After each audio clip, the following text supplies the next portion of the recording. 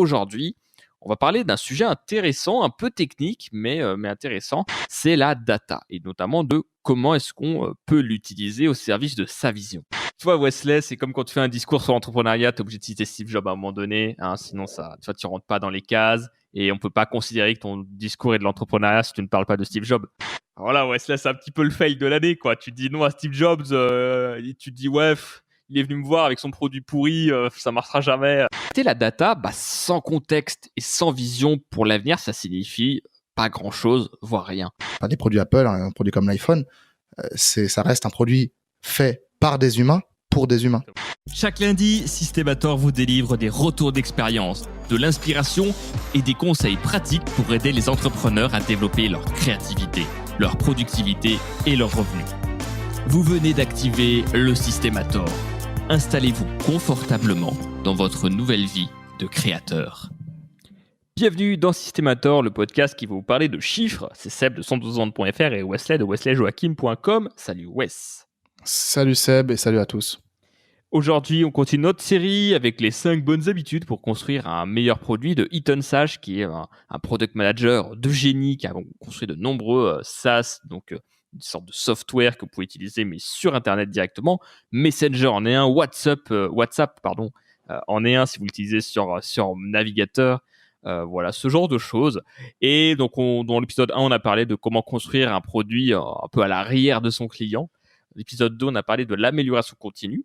Dans l'épisode 3, on a parlé de l'idée de penser profondément aux problèmes qu'on va résoudre. Et aujourd'hui, on va parler d'un sujet intéressant, un peu technique, mais intéressant.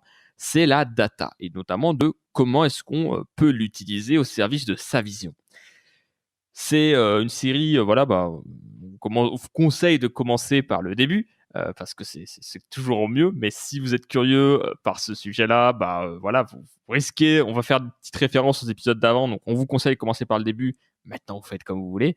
Dans tous les cas, c'est intéressant, même si vous êtes freelance, même si vous êtes indépendant, même si vous faites de la prestation de service, puisque je trouve que les concepts de start-up et de SaaS et de développement de software sont beaucoup de choses qu'on peut utiliser pour nous en fait. Donc voilà, c'est pour ça qu'on vous en parle avec Wesley. C'est dans cette optique, cette vision, cette grande vision de Systemator d'ouvrir l'esprit à plein d'horizons en tant qu'entrepreneur. Et voilà, mon cher Wesley. Et oui, il y a une petite chose que je dois ajouter avant d'aller dans le vif du sujet aujourd'hui, c'est de vous inviter, vous qui écoutez, à mettre 5 étoiles et ou un avis depuis Apple Podcast ou Stitcher pour aider Systemator à monter dans les charts. Je vous remercie, on vous remercie par avance pour cette petite pièce. J'ai l'impression d'être un mec qui fait la mendicité dans le métro, tu sais. Les mecs qui ont des discours tout près. Non, on le répète à chaque fois, mais c'est super important. Et on le fait aussi à chaque épisode parce que pour les personnes qui écoutent quelques épisodes ou qui en écoutent un, c'est important qu'on ait ce message à chaque endroit. Quand on aura 70 avis, on arrêtera. Donc allez-y. Convainquez tous vos amis et si on arrive à cet objectif, nous nous engageons, Wesley, je pense qu'on peut le dire, le cœur sur la main, d'arrêter de vous faire chier avec ça. Je pense qu'on peut employer le terme, mais c'est en même temps, c'est un petit peu, tu sais, la petite sonnette qui marque le début de Systemator, tu vois, c'est la sonnette qui marque le début du générique, du jingle qui aura lieu maintenant.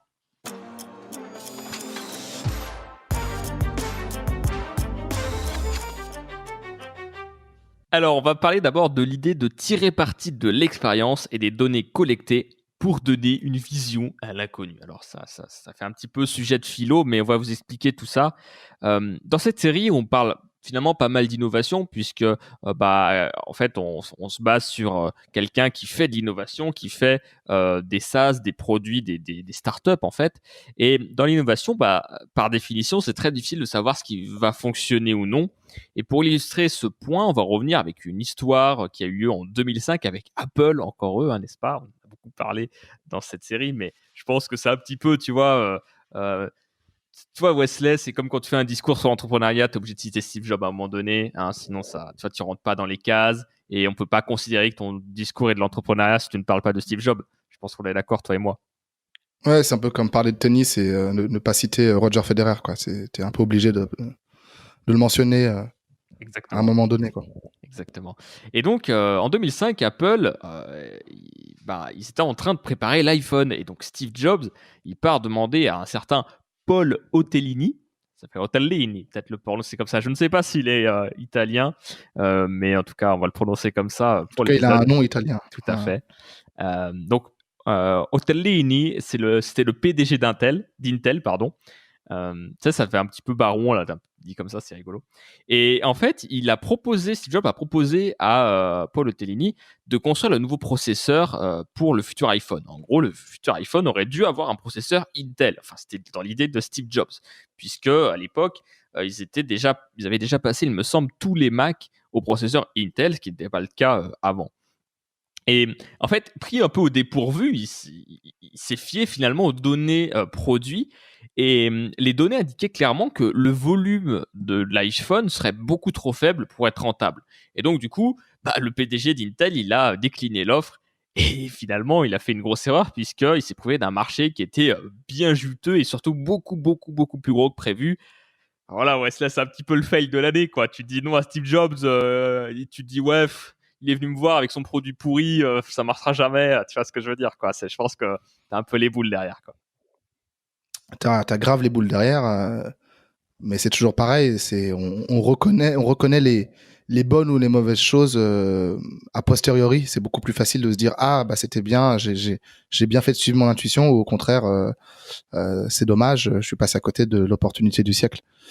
Et quand on est devant le fait accompli, c'est pas si évident que ça. Donc j'ai envie de dire, nous avec le recul qu'on a, c'est facile de voir les choses comme ça, mais ouais, des entreprises comme Apple ou Microsoft, Amazon, il y a quelques dizaines d'années, c'était rien du tout. Donc elles se sont créées, et les personnes qui y ont cru justement sont aujourd'hui riches, ou en tout cas elles sont bien placées autour de ces entreprises ou dans ces entreprises. Il rentre un petit peu dans la liste des gens qui ont le plus tort dans l'humanité, tu vois. À côté des gens, tu sais, qui ont dit qu'Internet c'est un petit effet de mode et que c'est tout petit, quoi. Voilà, big up.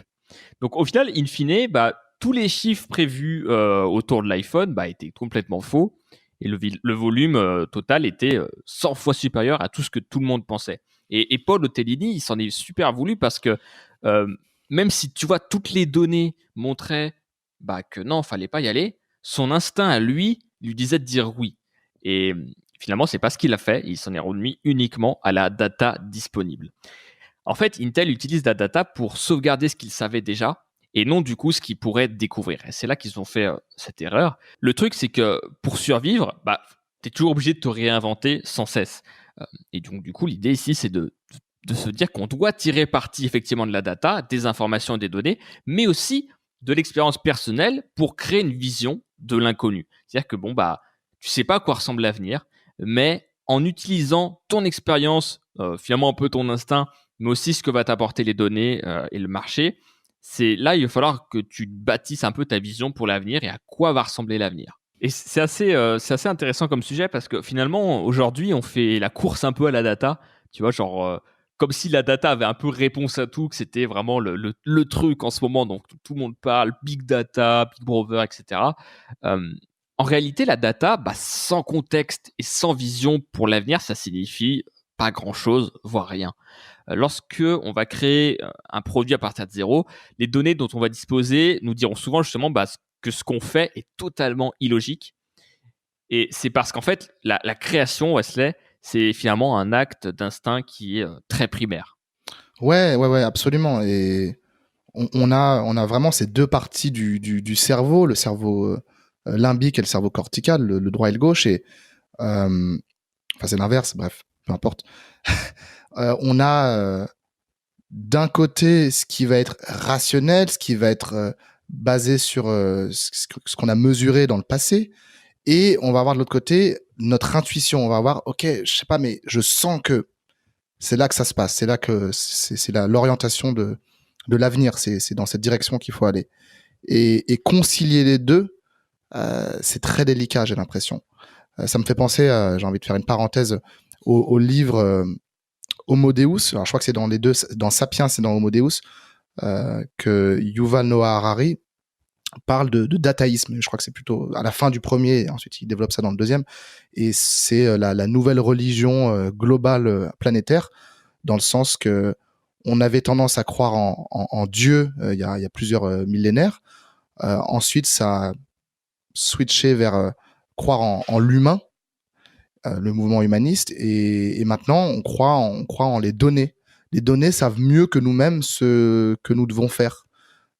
Et je pense que c'est à ses limites, justement. Si tu suis juste les données de manière bête et méchante, tu vas prendre des décisions qui seront peut-être rationnelles, mais finalement, est-ce que ça va donner du sens à ta vie? Est-ce que ça va te rendre heureux?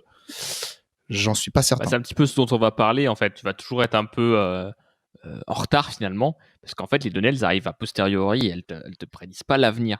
On va parler un petit peu de ça. Juste pour rebondir sur l'idée du cerveau droit, cerveau gauche, il me semble, il y a bien mal de débats sur ce sujet.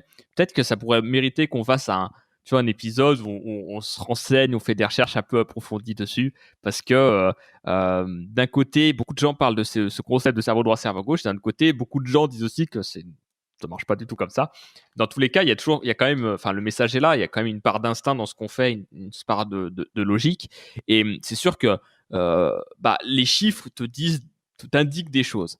Le problème, c'est que à partir du moment où tu ne raisonnes qu'avec ces chiffres-là, tu t'enfermes un peu dans ta prison à toi, quoi. C'est les deux extrêmes, hein. Si tu raisonnes, si t'es que par l'instinct, ça peut poser des problèmes. Si t'es que par la logique et que par ce qui est déjà mesuré, malheureusement, tu vas pas être in tune, comme on dit en anglais, tu vas pas être en rapport, en lien avec ce qui fait battre ton cœur, et un produit comme, les produits Apple, un produit comme l'iPhone, ça reste un produit fait par des humains pour des humains, même si c'est via la data ou tout ce que tu veux. Et en fait, voilà, on parlait de création, du fait que c'était un instinct primaire.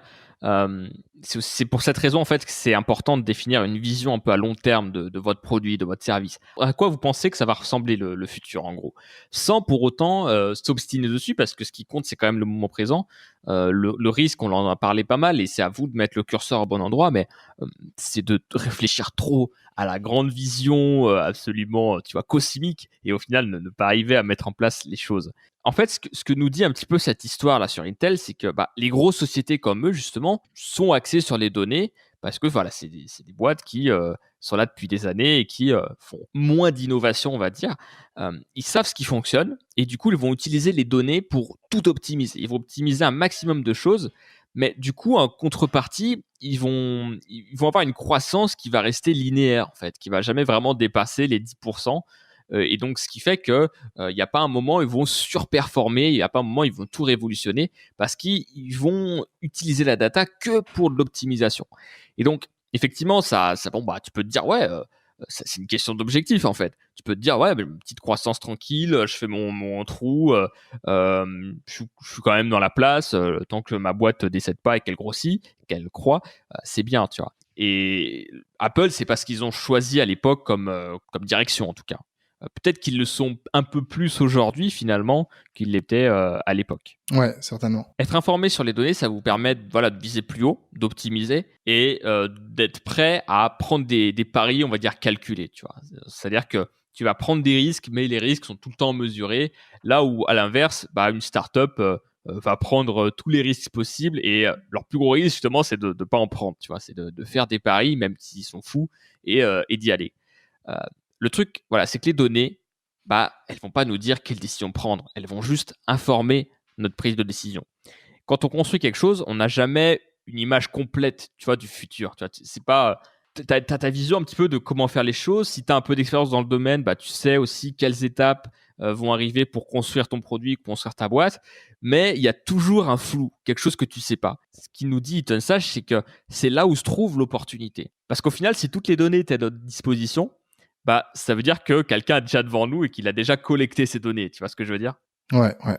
Le deuxième point dont on voulait parler aujourd'hui, c'est le fait que, pareil, tu vois, on a un peu ce cliché de quand t'es pas trop dans la data et que tu commences à t'y mettre, de vouloir absolument tout calculer. Tu vois, tu vas faire un tableur Excel avec toutes les stats possibles. Et d'ailleurs, rien que si parmi vous, sans doute, j'imagine qu'il y en a qui utilisent Google Analytics, c'est peut-être ton cas Wesley, tu sais, quand tu vas dessus, ou quand tu vas sur les analytiques de Facebook ou d'Instagram ou de YouTube, tu as une multitude de statistiques. Tu peux passer des heures à tout consulter un par un. Et au final, non seulement tu as trop de choses, donc tu sais pas quoi regarder, tu as du mal à savoir ce qui est pertinent. Et au final, les, les informations, ça te donne juste des informations, mais comment tu tires un peu parti de ça? Tu vois ce que je veux dire? Ouais, et justement, il y a un marché à prendre. Je remarque qu'il y a de plus en plus d'entreprises qui prennent cette place-là, justement, d'analyser les données et de les retranscrire en phrases, quoi. Quelque chose d'un peu plus humain et plus digeste. Et voilà, d'analyser les données des entreprises, des données notamment du trafic web, vraiment plein de données, et leur dire sous forme de phrases, voilà ce qu'il en est sur votre marché, voilà ce qu'il en est dans votre entreprise. Et donc, voilà les préconisations qu'on vous suggère. Et ça, c'est vrai que enfin, comment dire, avoir plein de données, mesurer les choses. On a des outils, on a de l'intelligence artificielle, on a plein d'algorithmes, comme le dit Yuval Noah Harari, qui le font à notre place. Ça, c'est pas un problème. En revanche, euh, savoir ce que ça veut dire, interpréter, ça, c'est là qu'il est Ouais, l'argent. exactement. Et au final, c'est pour ça qu'il y a tu sais, les agences web ou les agences de marketing digital, souvent vont te proposer ou vont te vendre du reporting.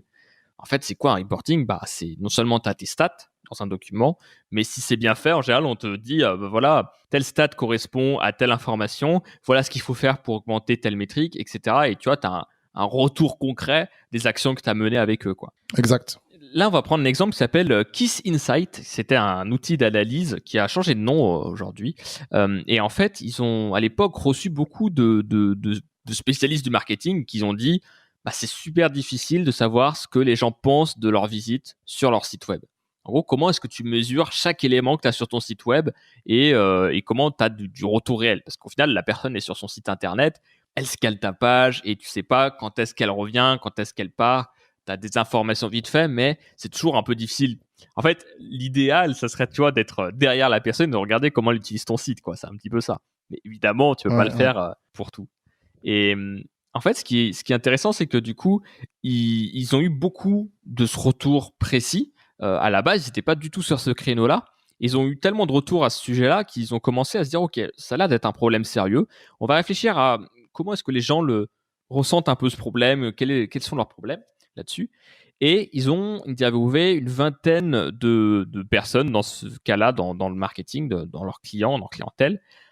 Et suite à ces retours, ils ont lancé le MVP, le fameux MVP, sans savoir vraiment si ce qu'ils allaient faire allait fonctionner. Mais plus parce qu'ils avaient assez d'informations pour, on va dire, comprendre un pressentiment. Tu vois, ils sentaient que quelque chose se passait à ce niveau-là. Tu vois ce que je veux dire? Ouais, ouais, je vois. Ils se sont dit, en agissant sur des données limitées, on va obtenir plus de données. Et donc, c'est là que Kiss Insight, ils ont créé un outil qui va afficher sur ta page web des micro-sondages, vraiment un truc super simple où tu vas juste cocher une case qui va vous dire, par exemple, avez-vous trouvé ce que vous cherchez sur le site web de la personne. Et donc, en envoyant une question très très spécifique par rapport à ce que fait la personne sur le site web, il va y répondre très vite et voilà, c'est immédiat, il le fait instantanément. Et ce qui est génial, c'est qu'avant, le taux de réponse sur ce genre de choses, ce genre de sondage, c'était de 1 à 2%, parce que tu sais, t'envoyais le sondage après, il fallait que la personne aille dessus, l'ouvre, Mmh. enfin, que tu aies collecté sa donnée et tout, enfin, c'est quand même super galère. Et là, qui sait de ça, ils ont réussi à monter ça entre 10 et 40% pour les meilleurs résultats sur les micro-sondages. Super Waouh. intéressant, quoi. Tu vois, tu poses une question très précise, tu collectes une donnée très précise, et ça te permet de valider oui ou non si ce que tu fais a marché, quoi. Ouais, ouais. C'est entre 5 et 40 fois Ouais, plus, c'est c'est énorme, gigantesque, quoi. c'est gigantesque. Je fais un calcul rapide, mais c'est ouais, énorme. Dans la vie d'une boîte, en fait, on peut améliorer Wesley des millions de choses, quoi. Et c'est un peu le problème, c'est que tu sais, tu peux passer ton temps littéralement à optimiser chaque petit détail. Mais quand on est petit, ce qui va être plus notre cas, euh, on peut agir rapidement pour valider nos hypothèses avec des résultats chiffrés. Et pour faire ça, on peut simplement limiter la quantité de données qu'on va examiner. Par exemple, imaginons, Wesley, que tu vends un abonnement et que tu veux réduire un peu ton taux de désabonnement. En fait, tu pourrais te concentrer uniquement là-dessus. Donc, quel est actuellement ton taux de désabonnement? sur ce que tu vendrais. Tu vois, tu le calcules très précisément, comme ça, tu sais exactement où est-ce que tu en es à l'instant T et quel serait ton objectif à atteindre d'ici 30 à 90 jours. Et après, tu pourrais te poser des questions. OK, par rapport à ça, par rapport à mon produit, quelles actions est-ce que je vais mettre en place pour améliorer ce taux de rétention, faire en sorte que les gens restent abonnés à mon produit. Ouais, c'est très bien de faire de mettre en place ce genre d'action, et ça permet de se focaliser justement sur une seule variable, et en faisant en sorte que tout reste égal par ailleurs, on peut réellement mesurer l'impact, l'incidence du changement de procédure. Exact. Et ce qu'il nous dit aussi, c'est que si on travaille en équipe, c'est un super moyen de souder le groupe, en fait. Parce que du coup, l'idée, c'est avec que tu vas unir toute l'équipe, l'ensemble de l'équipe produit, autour d'une seule métrique qui va être essentielle justement pour optimiser ce produit-là. Et du coup, tout le monde a un objectif singulier, commun, et une vision claire sur ce qu'il faut faire pour améliorer ce taux de rétention. Et donc, tu vois, c'est un truc qui est génial, quoi. Ça simplifie, entre guillemets, ton management. Tu sais que tu as un gros chiffre à afficher sur la télé dans l'open space, tu vois, si tu as des équipes, et tu dis, OK, les mecs, c'est ça qu'on doit modifier, quoi. Ça rend les choses plus simples. Yes. On va donner quelques exemples pour illustrer ça. Il y a Twitter, notamment, qui se sont dit que leur capacité à générer du revenu via de la pub serait liée au nombre de vues que vont recevoir les différents fils d'actualité Twitter des gens. Et donc, ils ont utilisé ce nombre de vues, ils l'ont optimisé pour aider à prévoir les revenus potentiels et dire aux gens, OK, si vous mettez de la pub sur Twitter, il sera vu par à peu près tant de personnes. Autre exemple, c'est Zynga, c'est une plateforme de jeux vidéo en ligne. Ils ont étudié dès le début comment est-ce qu'ils pouvaient faire pour que la rétention soit optimisée à son maximum. Ce qu'ils ont remarqué, c'est que si un utilisateur revenait le lendemain après avoir téléchargé un premier jeu, il serait plus susceptible de rester plus longtemps et de revenir plus souvent, et donc, in fine, plus susceptible de dépenser de l'argent dans le jeu. Dropbox aussi, Wesley, on a parlé pas mal de Dropbox, c'est un très très bon exemple sur le sujet. Eux, leur action clé, c'était, en termes d'engagement, d'amener les utilisateurs à placer au moins un fichier dans leur Dropbox. Tu vois. Vraiment que les gens testent Dropbox directement, qu'ils se rendent compte de ce que ça faisait. C'était très neuf à l'époque comme concept, très nouveau. Et donc, c'était un petit peu ce qui proposait Dropbox là-dessus. Et enfin, dernier exemple, c'est Slack. Slack, vous savez, c'est cette messagerie. D'ailleurs, Wesley, nous avons un Slack, Systemator. Nous avons un Slack Systemator, absolument. C'est comme à la pointe, tu vois, on est un peu Startup Nation finalement sur Systemator. Hein, je pense qu'on peut le dire. Vous pouvez nous rejoindre et on peut discuter dessus. Et en fait, donc Slack, c'est une messagerie à la base d'entreprise. Ils sont attachés au fait d'amener les entreprises à franchir la barre des 2000 messages envoyés, ce qui, derrière, correspond à un taux de rétention de 93%. Donc, c'est gigantesque. Et le raisonnement... On n'y est pas encore, nous, aux 2000 messages. Ah non, pas tout à fait, mais on y arrive bientôt, je pense. On y arrive bientôt. Et en fait, le raisonnement, c'était que, en fait, tu vois, quand tu changes toute la façon de communiquer dans une boîte, faut un certain temps, il faut que les gens s'approprient l'outil. Et donc, ils se sont dit, OK, on va les laisser discuter et envoyer leurs 2000 messages. Et après, bam, sanction, il faut payer, quoi. Il faut passer à la caisse. Et ouais. Leur raisonnement, du coup, c'était que, voilà, ces 2000 messages, c'était le temps qu'il leur fallait pour que l'organisation utilise vraiment le produit, comprenne à quoi ça sert et en tire leur valeur. Parce que c'est vrai que quand tu pitches un peu Slack à une équipe, les gens sont un peu sceptiques, quoi. Tu vois, quand tu es un peu dans des organisations où tu sais, tu fais les bons mails à rallonge avec des CC où tu mets en copie tout le monde et dès que quelqu'un répond, ça répond à tout le monde et tu te retrouves avec 48 mails d'un coup et tu perds l'info, quoi. Donc, en gros, la grosse question à vous poser, c'est OK, la conversion, dans votre cas, qu'est-ce qu'elle signifie? C'est quoi la rétention des clients? Comment est-ce que vous faites en sorte de les garder, de les fidéliser? Et c'est quoi votre activation? À partir de quel moment un client est activé? À partir de quel moment est-ce qu'il va se dire bon OK, on y va, j'achète, je passe le niveau supérieur, je passe un degré de confiance supplémentaire. Pour ça, Wesley, nous avons une section qui va nous permettre de réfléchir un peu à ces questions. Exactement, elle s'appelle Activator. Et c'est parti.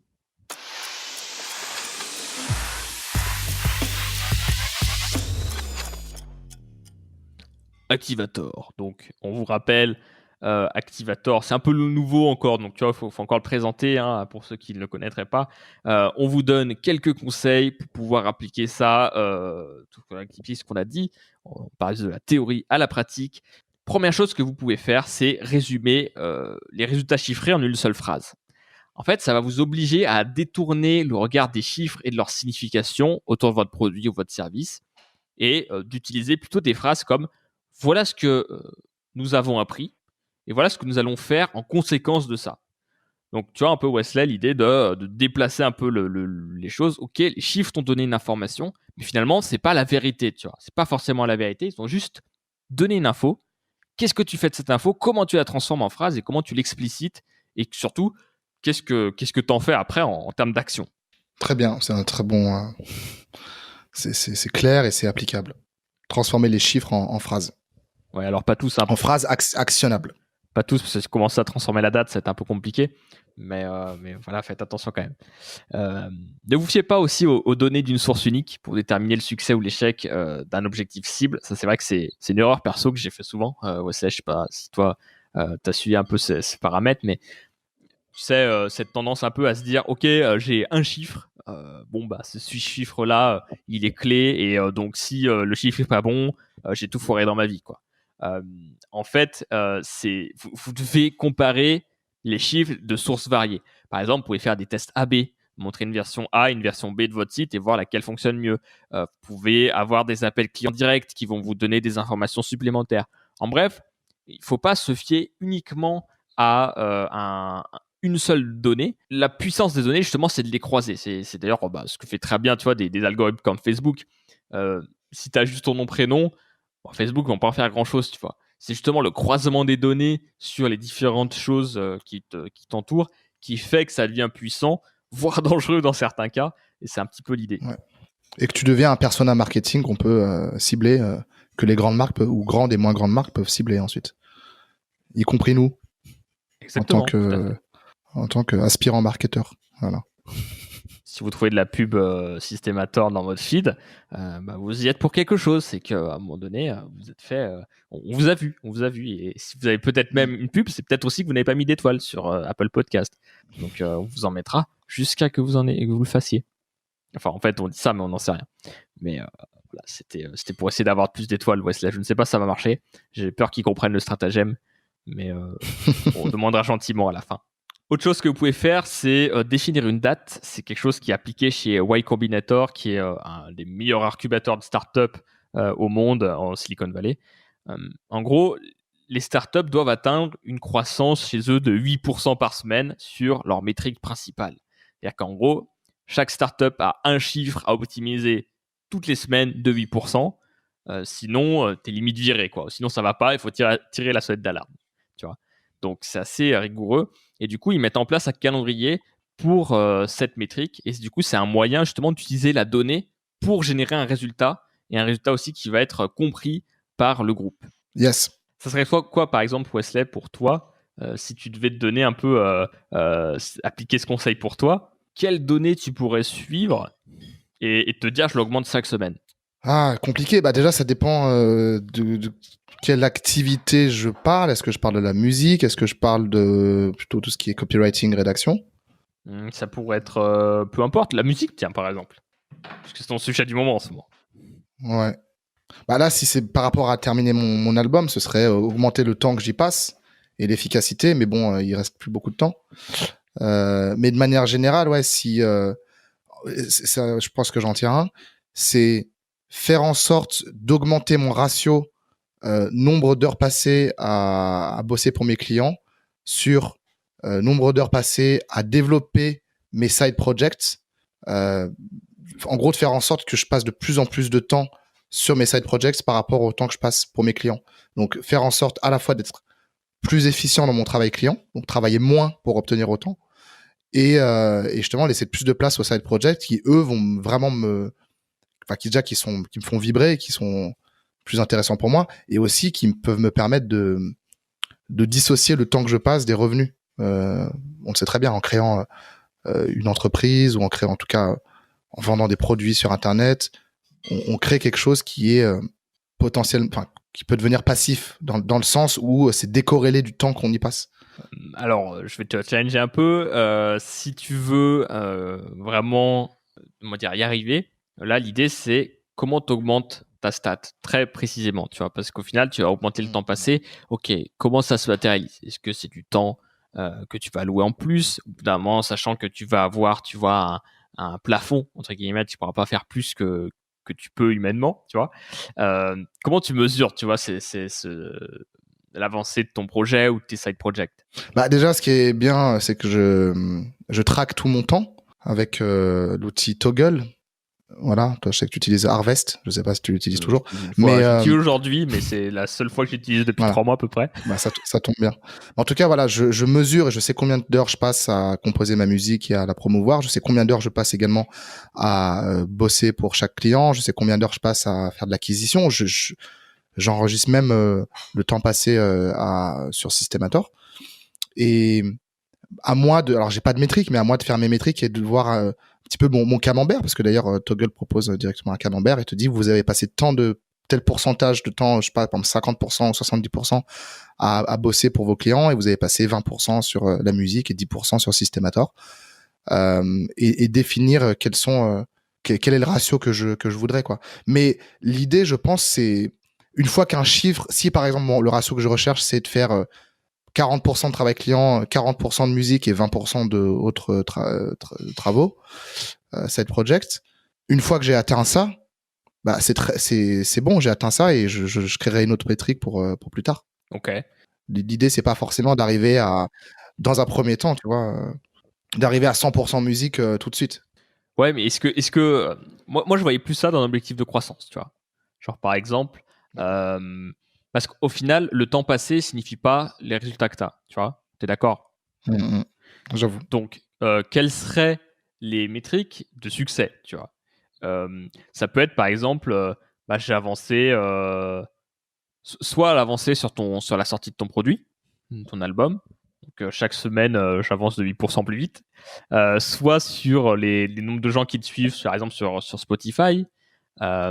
Chaque semaine, je gagne 5% d'abonnés par rapport à ce que j'ai déjà.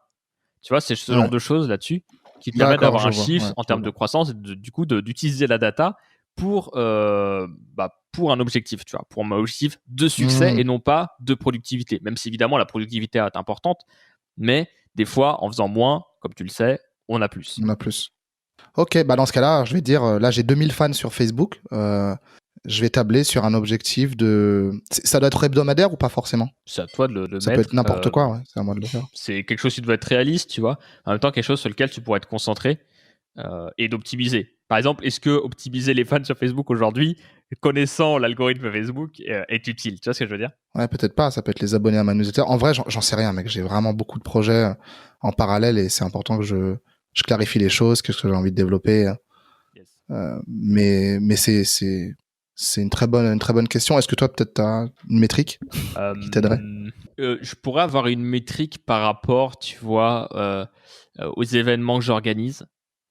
J'organise de plus en plus de meet-up. Je pourrais me dire, OK, chaque fois, j'essaie de ramener le nombre de gens que j'avais la dernière fois, plus 3 à 5 personnes supplémentaires, tu vois. Ok. D'essayer de voir au moins, alors pas forcément en termes de nombre total de participants, parce que ça, je pense que c'est un peu compliqué à vraiment objectiver pour une raison simple, c'est que, bah, tu sais, des fois, tu as 70 personnes qui ont prévu de venir, et au final, tu en as 20 qui viennent. Et des fois, 70 personnes Ouais. qui ont envie de venir, t'en as 60 qui viennent, tu vois. Donc ça dépend en fonction de s'il fait beau, s'il fait pas beau, s'il y a autre chose prévu le même jour ou pas. Mais par contre, tu peux avoir un peu un objectif d'étendre ta communauté, tu vois. Et donc, je pourrais me dire, bon, ok, j'ai cet event, chaque fois, je vais essayer d'aller chercher 5 à 10 nouvelles personnes que je pourrais contacter moi-même et ramener dans cette communauté, tu vois. Essayer de réfléchir à des domaines connexes. Et à chaque fois, par exemple, bah, ça pourrait se faire en mode, j'envoie des mails ou des messages directement à chacune des personnes concernées dans ma liste. Et à chaque fois, je note 5 à 10 nouvelles personnes et je leur envoie moi-même l'événement, quoi, tout simplement. Yes. Yes, c'est une bonne idée, ouais. Ça peut être une idée. Donc, vous voyez, en faisant ce travail chez Un vous, bon axe. vous pouvez voir, ok, bah, quels sont les facteurs de succès, qu'est-ce qui est possible à objectiver. Tu vois, par exemple, un mauvais truc pour moi, ça serait d'améliorer mon taux de conversion de clients, alors que j'ai pas comment dire, une rentrée de lead, on va dire de rendez-vous, on va dire constante. C'est-à-dire que je vais avoir des pics, genre des moments où je vais avoir peut-être 20 rendez-vous clients d'un coup qui vont se placer très très vite, et d'autres moments où ça va être beaucoup plus calme, où je vais en avoir peut-être un ou deux, parce que ça dépend aussi des événements que je fais, du moment, etc. Tu vois. Et donc si je me disais, bah ok, chaque semaine, il faut que je fasse un client de plus dans la boîte, dans le portefeuille client, bah ça marche pas trop, tu vois. Parce qu'au final, vu que mon flux est pas constant, bah c'est pas cohérent. Tu vois. Donc c'est un peu les pièges à Ouais. éviter. Ouais, je sens que j'ai encore du boulot là-dessus. On en parlera après l'épisode si tu veux. Yes. Autre étape que vous devez faire, on en a parlé, souviens-toi Wesley, c'était un des premiers sujets de Systémator, on était jeunes à l'époque, tu vois, on avait peut-être même pas encore de poils sur le menton, c'était de noyer le bruit. L'idée, c'est que pour créer un produit qui intéresse les gens, bah, en fait, il faut se concentrer et collecter uniquement nos propres données dans notre contexte de notre produit. En fait, regarder les autres ne vous servira absolument à rien. C'est un peu pour cette raison que je suis pas devenu allergique aux event networking, puisque j'y vais quand même pour voir les gens et pour m'amuser, mais j'y vais plus vraiment dans le même optique dans lequel j'étais avant. Tu sais, avant, tu arrives, tu essaies d'avoir des conseils, des retours des gens, de parler de tes problématiques du moment. Et en fait, je trouve qu'on se rend vite compte que on t'oriente un peu dans tous les sens, on te donne des conseils par rapport à d'autres choses qu'on a vues, les contenus qu'on a regardés et tout ça, et au final, ça te distrait plus que ça t'avance. Et c'est pour ça que noyer le bruit, je trouve que c'est un très bon conseil, c'est-à-dire de un peu s'isoler sur son sujet, trouver une métrique qui est cohérente et la suivre et la focus, quoi. Ouais, ouais, ouais. Vraiment ne garder en ligne de mire que ce qui est pertinent Yes, exactement. et contextualisé. Donc c'est vrai que si on demande l'avis de Monsieur Tout le Monde à un événement, Bah, bah, on aura vraiment des sons de cloche totalement différents et qui seront pas alignés avec très certainement pas alignés avec ce qu'on veut faire. c'est un peu ça le problème, c'est que souvent les gens peuvent vous donner des super conseils, essayer de vraiment vous aider, et des conseils qui peuvent être pertinents, mais souvent on prend pas forcément le temps non plus, et moi je le vois en coaching, tu vois, euh, de contextualiser la situation, de vraiment comprendre, ok, où en est la personne, qu'est-ce qu'elle a déjà fait et tout, parce que, enfin, moi il me faut bien 30 minutes à 1 heure pour avoir vraiment un début de plan d'ensemble sur ce que la personne a mis en place, sur son quotidien, sur ce qu'elle fait, sur ses contraintes, ses possibilités, ses options, euh, son budget, toutes ces choses-là, pour pouvoir définir une strat, quoi, tu vois, une stratégie. Ouais, ouais, ouais. Donc voilà, et c'est un peu le souci justement du côté de ce côté-là, quoi. Donc noyer le bruit. Et puis enfin, bah, si vous êtes en équipe, si vous travaillez à plusieurs, vous avez des salariés, collez la métrique clé dans la tête de tout le monde, parlez-en, saoulez tout le monde avec ça, parce que c'est ça qui est important. Alors attention, ce conseil fonctionne déjà si vous êtes en équipe ou avec des prestataires ou des gens qui travaillent avec vous, mais surtout, ça peut être catastrophique si vous ne choisissez pas la bonne métrique à choisir. Donc, réfléchissez bien à ce sujet-là. Posez-nous des questions sur le Slack de Systemator, d'ailleurs, à ce niveau-là, si vous avez besoin, et définissez une métrique clé qui rentrera un peu dans la tête de tout le monde et qui tout le monde saura, ok, l'objectif c'est de faire ça et chaque semaine je dois être concentré à cette mission-là. Voilà Yes. Wesley. Bah écoute, très bien. Vous savez ce qu'il vous reste à faire. Activer la puissance du contenu. Exact. Et activer aussi. Ça sert à ça le contenu. Hein. Non, Non, mais mais c'est c'est clair. vrai. Et c'est bien aussi que nous on se mouille, je trouve, qu'on se pose des questions entre nous et qu'on se challenge, parce que bah ouais, on est de l'autre côté nous de l'écran et du micro et vous nous écoutez, mais c'est la meilleure manière d'apprendre, c'est d'appliquer ce qu'on prêche, quoi, ce dont on parle. Donc c'est voilà, vraiment j'ai du pain sur la planche, comme on dit. Mais exactement, parce que bah, c'est vrai que les contenus, c'est souvent un peu fils, ou alors fille, ça dépend, tu vois, mais fils, fais ça, tu dois faire ça, et fais cela comme ceci, tu vois. Alors qu'en fait, bah voilà, chacun a différents niveaux, et des fois, tu as des gens qui vont être plus avancés que toi, mais qui vont moins savoir que toi sur un sujet. Nous aussi, bah, des fois, on parle de sujets bah, qu'il faut le dire, on maîtrise pas forcément avant d'avoir préparé l'épisode, parce qu'en préparant l'épisode, on se renseigne dessus, on apprend, on développe. En le réenseignant, on comprend d'autres choses, en faisant des liens aussi avec les sujets d'avant, nos connaissances, etc. Et puis notre croisement un peu de style Wesley. Et voilà, et c'est aussi pour ça qu'on fait Systemator, c'est un peu aussi les coulisses de notre aventure. C'est pour ça qu'on parle aussi beaucoup de ce qu'on fait nous, en fait, tout simplement, pour vous faire partager tout ça. Et je pense que c'est important d'avoir un peu cette transparence, et je pense que c'est ça que vous appréciez sur ce podcast, en partie. Donc voilà. Et mon cher Wesley, si les gens apprécient le podcast, qu'est-ce qu'ils peuvent faire? Eh bien, Activator, ça implique également le fait d'aller placer un avis sur Internet pour permettre justement à Systemator d'aider encore plus de personnes. D'ailleurs, Sébastien, en parlant avec des gens dans ton entourage, tu t'es rendu compte qu'il y a une bonne petite communauté, plusieurs dizaines de personnes qui écoutent assidûment Activator et qui en retirent des bénéfices, en tout cas qui te le disent oralement, et ça fait plaisir d'avoir ces feedbacks. Donc voilà, si vous avez juste même un hello à nous faire, salut les gars, c'est cool. Voilà ce que j'ai bien aimé, voilà ce que vous pourriez faire davantage. On est preneur, parce que justement, on parlait de data aujourd'hui, c'est pas juste avoir des séries de 5 étoiles, c'est aussi avoir des mots et si possible un peu spécifiques, et ça nous permet d'avoir un son de cloche qui est pertinent, et parce que nous on est là pour faire du meilleur contenu à chaque fois. Exact. Donc merci à vous. Et pensez à envoyer vos mots d'amour à Wesley, parce que moi je rencontre certains d'entre vous et je vous parle. Mais Wesley, lui, est un petit peu en off, tu vois, parce que finalement, moi je suis en première ligne sur les commentaires, sur ce genre de choses, sur les avis et tout ça.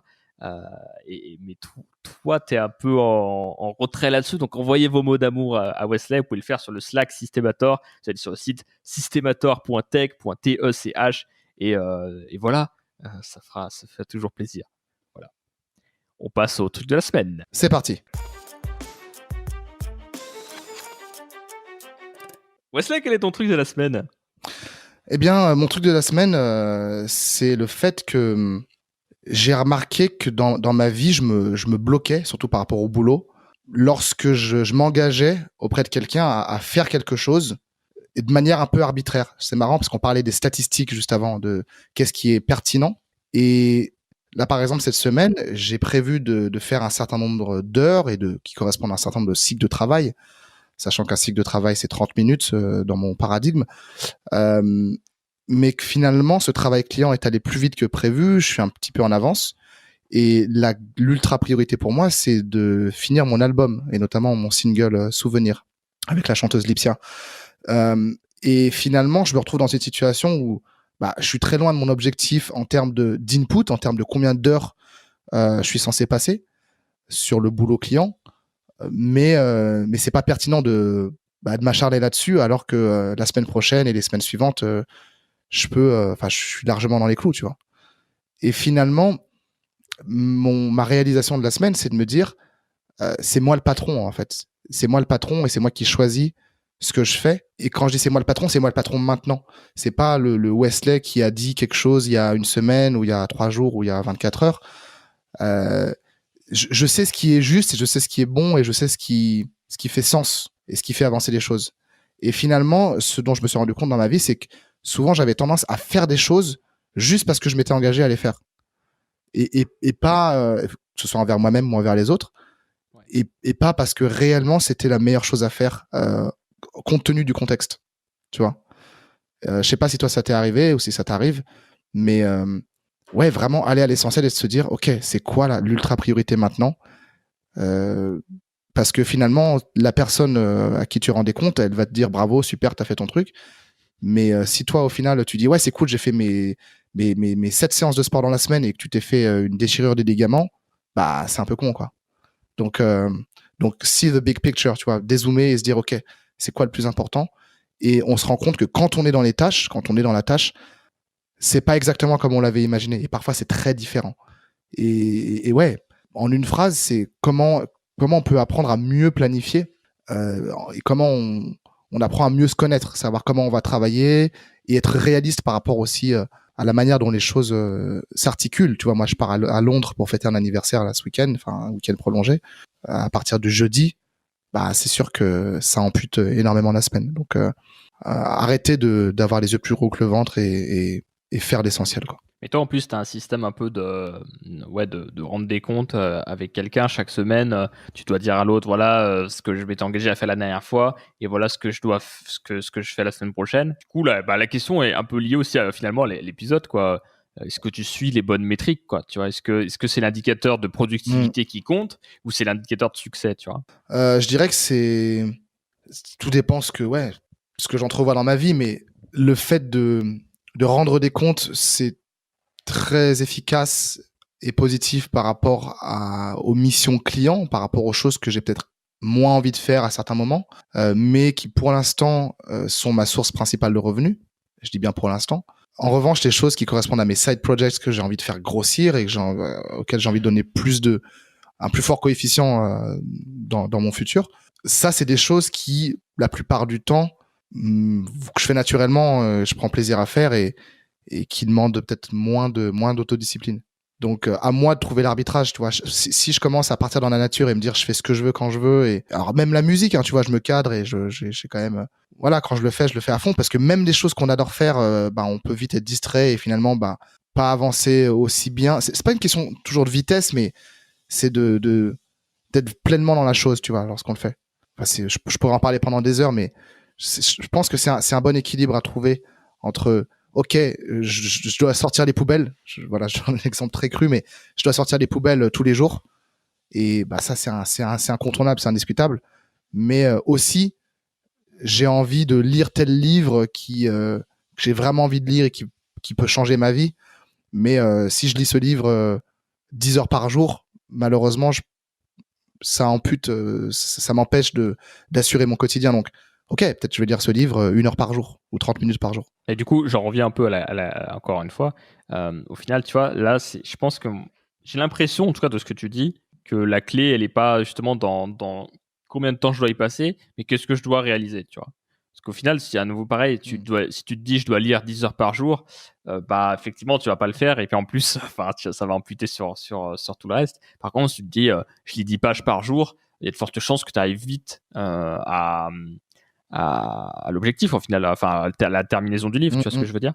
Ouais, ouais, ouais. Donc, est-ce que la question, ça serait pas, par exemple, tu vois, tu prends ton projet client, tu décomposes tout et tu te dis, OK, chaque semaine, j'avance de 5% ou 10% ou sur 200 articles, j'en fais 5 à 10. Et tu vois, à la fin de ta semaine, que tu les fais lundi ou que tu les finis vendredi à la dernière minute avant de faire ton appel, au final, tu vois, tu as réussi, quoi. Ouais, c'est excellent ce que tu dis et c'est exactement ce que je fais. Justement, j'ai créé un rétro-planning avec ce gros client à plus de 10 000 euros. Et grâce à ce rétro-planning, déjà, eux, ça leur permet d'avoir une visibilité sur ce que je fais. Ils en avaient déjà une. Hein, je partage mon document Excel où j'ai un petit peu ma feuille de route, hein, d'avancement.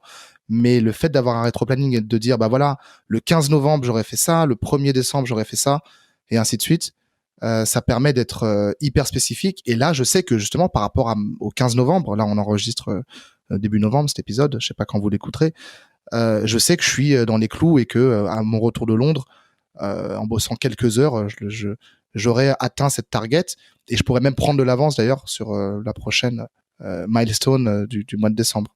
Donc ouais, c'est exactement ça. Et pour la musique, c'est pareil. C'est plutôt que de me dire faut que je passe tant d'heures sur la musique, c'est non, mon morceau faut qu'il soit terminé. Et pour qu'il soit terminé, c'est quoi l'essentiel du morceau? C'est quoi le cœur du morceau? L'idée c'est pas d'ajouter des milliards de pistes et d'avoir un morceau qui ressemble à rien. C'est quoi le cœur du morceau? Et comme dirait Saint-Exupéry, la perfection, si elle existe, c'est lorsqu'il n'y a plus rien à retirer. Donc c'est quoi l'essence de mon morceau? C'est quoi le principal? C'est la voix de la meuf, la basse, les percussions et voilà, un petit piano, et un petit peu d'ambiance et puis franchement c'est pas beaucoup plus que ça, quoi. C'est un global. Après, est-ce que mon morceau est agréable à écouter et qu'est-ce qu'il communique aux gens? Et ça, c'est très très bien que tu m'aies poussé un peu dans mon retranchement, c'est que à la fin, finalement c'est quoi le sentiment? Pareil, mon client, quand je livre les pages SEO sur la construction de matériaux ou la rénovation d'appart, ok, la personne qui arrive sur la page, est-ce qu'elle a envie de lire le texte? C'est aussi simple que ça. Est-ce qu'elle reste sur la page? Est-ce qu'elle clique sur le bouton et qu'elle demande un devis? Si c'est le cas, dans une certaine proportion statistique, j'ai réussi ma mission. Et en fait, faut pas se prendre la tête, faut revenir à l'essence, quoi. C'est comme si tu vas au resto et que, en fait, limite, tu t'en fous que le mec, il ait pris un truc tout surgelé, qu'il l'ait fait en 2 secondes, ou qu'il l'ait cuisiné pendant 58 heures. tu vas juger par rapport au goût, tu vois. Et en fait, tu sais, Bah ouais, si c'est voilà, tu bon, sais si pas c'est du pas tout bon, si quoi. le mec il a passé 5 minutes ou si au contraire il a fait mariner la nourriture pendant des heures et des heures, tu vois. À ton tour. Eh ben, écoute, moi j'ai créé un Google Sheet, donc un tableur, une sorte de tableur Excel. Donc je trouve ça incroyable, tu vois, de parler de tableur Excel déjà dans cette émission, mais aussi du coup c'est pile dans la thématique, donc c'est quand même incroyable. Alors je remercie ma copine qui m'a largement aidé pour la mise en place de ce truc parce que je me suis totalement arraché les cheveux, mais en fait je me disais, bon, j'ai rien pour mesurer concrètement tous mes réseaux sociaux et leur croissance, si tu veux, pour ITLFR, mon projet à côté, side project en quelque sorte. Et or, moi, j'avais envie d'avoir un peu rapidement cette vision d'ensemble sur, OK, comment on est sur Facebook, comment on est sur Instagram, comment on est sur YouTube, comment on est sur Twitter, comment on est sur Discord aussi, qui est c'est un peu notre Slack. Vous savez, c'est une messagerie, mais plus réservée souvent au monde du jeu vidéo ou au monde de la tech d'une manière plus générale. Et là-dessus, on a une grosse communauté aussi. Et le but, tu vois, c'est de faire grossir certains réseaux sociaux avant d'autres. Par exemple, Facebook pourra totalement Facebook. D'ailleurs, c'est un petit conseil d'amis, hein, mais Facebook aujourd'hui, les fans de Facebook valent quasiment plus rien. Je crois qu'il y a une personne sur 10 qui voit vos publications et encore, il faut vraiment être très très très bon en termes de retour, mais tout ce que vous publiez d'une page ne sert pas à grand chose. Donc, faut me faire des groupes quoi aujourd'hui, ou alors si vous avez une page, c'est uniquement pour faire de la pub, mais Facebook veut limiter un peu ce que vous montrez en marque. J'en parle, c'est une question que j'ai souvent. Des gens qui viennent me voir, qui me disent ouais ma page Facebook je publie souvent dessus et tout. Moi ce que je conseille aux gens c'est d'arrêter parce qu'au final ils perdent du temps. Trop peu de retours pour que ce soit intéressant, sauf si vous faites de la pub. Du coup, voilà. Et donc, tu vois, par exemple, je sais que Facebook, on s'en fout un peu, mais par contre, Instagram, c'est notre objectif du moment, c'est de le faire grossir, tu vois. Et j'ai besoin de savoir si ce qu'on fait fonctionne ou si, au contraire, on peut l'améliorer. Et actuellement, on fait une vidéo par jour sur Instagram. Là, on commence à tester le format juste visuel, tu vois. Au lieu de faire une vidéo, on va faire un visuel par jour que tu pourras slider, tu vois, par exemple. Et on va voir ce qui va fonctionner le mieux. YouTube aussi, bah, voir, OK, comment est-ce qu'on atteint les paliers, combien de temps on met pour atteindre le millier d'abonnés suivant, voilà. Twitter, on s'en fout un peu, et enfin, c'est bien, mais on va dire, c'est le moins bien des biens, tu vas dire, en termes de réseau social. Et puis Discord, qu'on n'a pas encore mis en place, qui va être aussi important puisque ça représente le nombre de personnes qui sont dans notre communauté à qui on peut accéder assez facilement. Et donc, je voulais quelque chose, tu vois, qui regroupe tout ça, mais j'avais pas envie de payer un outil. Tu sais, t'as souvent des outils qui permettent de faire ça, mais qui sont assez chers. Et ça, c'est le premier problème, c'est-à-dire que tu dois payer tous les mois pour avoir un peu ton reporting, quoi, en quelque sorte, avoir tes statistiques. Au début, je pensais le faire à la main, tu vois, genre toutes les semaines, aller sur Instagram et mettre OK, bah il y a eu tant de likes, tant de followers, tant de trucs. Au final, je me disais que je le ferais jamais, tu vois. Je me suis dit que clairement, j'oublierais tout le temps, quoi. Donc c'est pas top. Et j'ai cherché une façon de l'automatiser et j'ai pensé justement à le faire avec Excel parce que c'est vrai que finalement c'est un truc auquel on pense pas, mais c'est Stébator qui m'a donné l'idée parce que tu sais dans l'épisode, je pense que c'était l'épisode 1 ou l'épisode 2, on parlait du fait que bah, la plupart des softwares aujourd'hui internet se basent sur ce qu'aurait pu faire un tableur Excel avant, quoi, tu vois. Grave. J'ai cherché un petit peu comment faire et j'ai trouvé quelque chose d'intéressant. Alors c'est un peu compliqué parce que en gros il faut aller chercher des informations du morceau de code, récupérer les infos de Facebook, récupérer les infos d'Instagram à chaque fois, de YouTube et tout. En plus YouTube maintenant ils ont la bonne idée de ne plus afficher le nombre pile de followers, c'est-à-dire que maintenant t'as genre Ouais, ils arrondissent à la ouais. dizaine au moins, ou à Et la en fait, centaine. c'est une catastrophe, c'est horrible parce que du coup, on n'a pas possibilité d'avoir de courbe d'évolution. Tu vois, une courbe, quand même, un graphique, ça te dit clairement si tu évolues ou pas. Tu vois, par exemple, on voit que ma courbe Facebook, par exemple, elle est toute plate. Ça n'a pas bougé depuis une semaine. Ma courbe d'Instagram, elle a un petit peu bougé. Tu vois, on a gagné peut-être 15-20 followers depuis un peu moins d'une semaine. Par contre, ma courbe YouTube, je ne l'ai pas parce que il y a marqué 7,92K. Alors que bah, ça augmente, tu vois, mais j'ai pas de courbe du coup, parce que vu que c'est pas un chiffre rond et qu'on peut pas le transformer en chiffre rond, bah, ça ne marche pas. Donc c'est génial. Mais toujours est-il que c'est quand même un outil qui est assez utile parce que en un coup d'œil, on peut voir la progression et surtout, il va capturer automatiquement le nombre de followers qu'il y avait, par exemple, hier.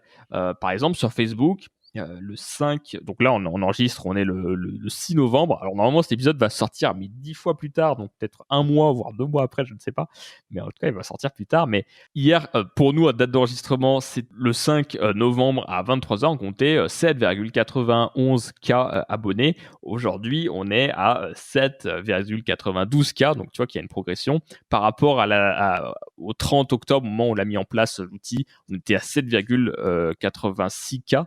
Donc en fait, tu vois, ça sauvegarde à chaque fois les stats et je peux voir la progression vraiment en temps réel.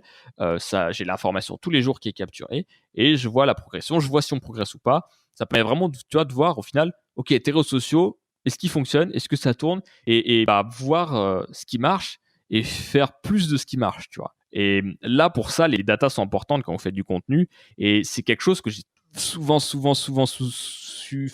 mis sous le tapis. Parce qu'en fait, les datas, ça fait peur, en fait. Tu sais, ça te montre que tu as tort. Tu vois ce que je veux dire? Ça va te montrer que peut-être que tu fais pas le bon truc et qu'il faut que tu changes. Et moi, j'ai été longtemps confronté à cette peur de me confronter à la réalité et de me dire, ah, en fait, ça marche pas. Et plutôt que d'affronter ça, de continuer un peu dans mon cycle infini, de me dire, non, non, mais ça va marcher au bout d'un moment, tu vois. Voilà un petit peu l'info. Et ça, donc, vous pouvez le mettre en place. Vous cherchez comment faire des reporting sur Google Sheet ou Excel, et vous allez trouver des trucs intéressants. Et au final, bah, c'est totalement gratuit, quoi. Tu vois mon truc qui tourne. Je peux en plus le dupliquer pour n'importe quel réseau social. Tu vois. Et ça, c'est assez intéressant. Donc, c'est un outil qu'on va pouvoir réutiliser. Il n'est pas encore tout à fait optimisé, mais on devrait arriver à quelque chose d'intéressant bientôt. Donc, voilà. Et je voulais terminer du coup cet épisode sur une phrase que j'ai oubliée, que je voulais mettre dans la section d'avant. J'ai oublié de le faire, donc je vais terminer ici. En fait, ce qu'on dit Eaton Sage, c'est que dans le développement de produits, les données sont souvent utilisées comme une béquille pour garantir la sécurité. Tu veux souvent justifier, tu vois, les décisions que tu as prises par rapport au produit en utilisant tes données. En te servant des données, tu vas l'utiliser pour t'apporter un peu des réponses faciles. Tu vois, ça c'est un peu la mauvaise utilisation des données. Et lui, ce qu'il dit, c'est qu'en fait, un bon chef de produit, il fait exactement le contraire. C'est-à-dire qu'il va utiliser les données pour tout le temps s'auto-contester, contester ses hypothèses et valider ses hypothèses inverses pour résoudre des problèmes urgents. Tu vois. En gros, voilà, un chef de produit, ça cherche tout le temps à se contredire. Et ça, je trouve ça assez intéressant parce que finalement, ça montre une sorte de maturité, tu vois, quand tu arrives à ce niveau-là où tu te dis, bon, ok, le but, c'est que j'ai tort, tu vois. Si j'ai raison, c'est cool. Si j'ai tort, c'est cool, je vais apprendre plus vite. Tu vois ce que je veux dire? Et donc, tout faire pour que tu aies tort. Tu vois ce que je veux dire? Je vois. Et je pense que quand Ouais, tu je es vois chef de exactement. produit, alors il faudrait interroger un chef de produit pour ça, mais et que c'est pas ta boîte directement, c'est plus facile. Je pense que quand c'est ta boîte, par contre, là, c'est plus dur parce que tu vois, tu fais comme un truc un peu à la passion, en tout cas à l'enthousiasme, si ce n'est pas la passion. Et tu dois te dire, bon, dans tous les cas, ce que je vais dire, c'est de la merde, ça va pas marcher, c'est faux. Il faut que je prouve que c'est faux le plus vite possible. Et si jamais, dans le plus grand des hasards, j'ai raison, bah c'est tant mieux, tu vois. Et c'est pas facile, je trouve. Ouais, ça me fait penser un peu à un jeu auquel on avait joué pendant ma retraite à Majorque, Next Chapter. On faisait ça en groupe de 2 ou 3. Et je crois que c'était 3. Et tu avais une personne qui devait partager sa vision du monde et ce qu'elle a envie de changer dans le monde. Par exemple, ouais, je veux éliminer la pauvreté. Je prends un exemple bateau, hein, évidemment, mais et les autres devaient challenger ça en disant, ouais, mais d'accord, tu dis ça, mais qu'est-ce que t'entends par là? C'est trop vague, ou un petit peu essayer de te faire dire comment dire, d'interpréter ta vision de manière mauvaise, tu vois, de manière négative. L'avocat du diable, un peu. En disant par exemple, ah ouais, d'accord, donc si tu veux que les plus pauvres aussi, donc du coup, tu veux que ce soit un communisme mondial, donc tu veux tuer les riches. Et la personne, non, c'est pas ce que je veux dire, je veux ça et ça. Et en fait, ça permet d'affiner sa vision et d'être, puisque tu es challengé et que tu as pris des coups de tous les côtés et qu'on t'a en fait tout pour te donner tort, tu es obligé de t'armer et de réfléchir plus en profondeur, en fait. Et c'est hyper intéressant. Exactement. Et c'est super intéressant comme exercice. Je l'avais fait pour de la vente. En gros, c'était un jeu avec... tu te mets sur une table un peu en carré, tu vois. Tu as l'acheteur, le vendeur. Le vendeur va pitcher son produit à l'acheteur. L'acheteur va poser toutes ses questions. Et donc, l'autre va répondre. Et à la fin, stop, tu vois, au bout d'un certain temps, tu as l'avocat, on va dire, pour le vendeur, tu vois, qui va donner des arguments pour aider, pour convaincre, on va dire, l'acheteur. Et tu as l'avocat un peu de l'économie qui, lui, va convaincre l'acheteur justement de ne pas acheter ton produit. Il va soulever toutes les incohérences. Et tu vois, en fait, tu vas avoir un duel entre les deux avocats. Et donc, c'est super intéressant parce que tu as deux personnes extérieures à ton produit, mais qui vont défendre ton point de vue, tu vois, ou qui vont défendre ou attaquer ton point de vue. Et du coup, tu en as un qui va défendre le produit à ta place. Et donc, ça veut dire qu'en fonction de ce qu'il a compris de toi, il va sortir les arguments, il va essayer de le comprendre, ou alors, au contraire, de te défoncer. Et c'est assez marrant. Voilà, on est arrivé à la fin de cet épisode, mon cher Wesley. On se dit du coup la semaine prochaine, hein, comme d'habitude, 6h du matin si vous êtes levé à la fraîche sur vos plateformes de podcast préférées, les petites étoiles sur Apple Podcast, les avis, parlez-en autour de vous, c'est encore mieux que les étoiles, ça c'est top. Et puis vous pouvez même faire les deux tant qu'on y est. Et enfin, on a YouTube aussi où tous les épisodes sont diffusés et le lundi à midi. Donc si vous avez besoin de manger en regardant une vidéo ou en écoutant un audio ou en faisant la cuisine, Systemator est là pour vous. Et on a l'épisode sur le livre de Mark Manson qui cartonne bien en ce moment sur YouTube. Donc voilà, c'est assez intriguant. Si vous venez de cet épisode, nous vous saluons. Et voilà, et puis on vous dit à la semaine prochaine. À la semaine prochaine, bye bye.